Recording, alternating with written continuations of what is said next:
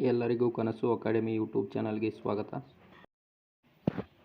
ಮೊದಲ ಪ್ರಶ್ನೆ, 2024ರ T20 ವಿಶ್ವಕಪ್ಗೆ BCCI Bharat ತಂಡದ ನಾಯಕರನ್ನಾಗಿ ಯಾರನ್ನು ಆಯ್ಕೆ ಮಾಡಿದೆ? Option A Hardik Pandya, option B Virat Kohli, option C Rohit Sharma, option D Rishabh Pant.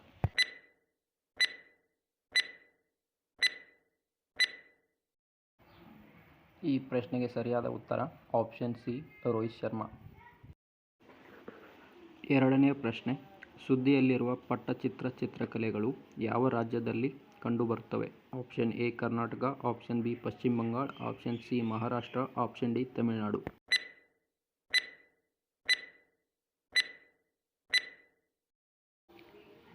ಈ ಪ್ರಶ್ನೆಗೆ ಸರಿಯಾದ ಉತ್ತರ option B Paschima Bangala.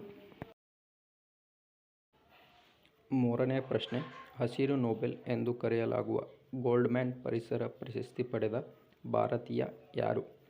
A Chandy Prasad Bhat, B Manohar Joshi, C Alok Shukla, D Savitri Jindal.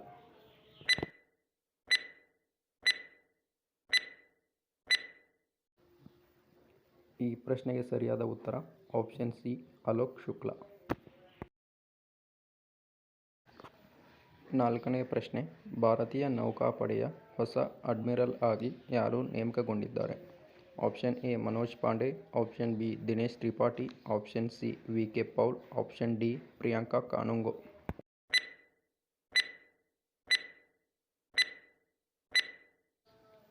ಈ ಪ್ರಶ್ನೆಗೆ ಸರಿಯಾದ ಉತ್ತರ ಆಪ್ಷನ್ ಬಿ ದಿನೇಶ್ ತ್ರಿಪಾಠಿ.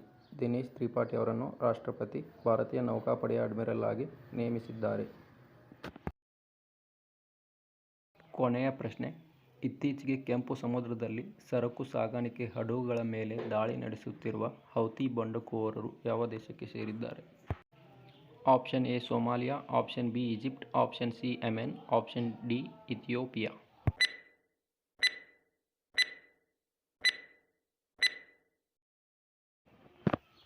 ಈ ಪ್ರಶ್ನೆಗೆ ಸರಿಯಾದ ಉತ್ತರ ಆಪ್ಷನ್ ಸಿ ಯೆಮೆನ್. ಹೌತಿ ಬಂಡುಕೋರರು ಯೆಮೆನ್ ದೇಶಕ್ಕೆ ಸೇರಿದವರಾಗಿದ್ದಾರೆ. ಈ ವಿಡಿಯೋ ನಿಮಗೆ ಇಷ್ಟ ಆಗಿದ್ದರೆ ಲೈಕ್ ಮಾಡಿ, ಕಮೆಂಟ್ ಮಾಡಿ, ಶೇರ್ ಮಾಡಿ ಮತ್ತು ಸಬ್ಸ್ಕ್ರೈಬ್ ಮಾಡಿ.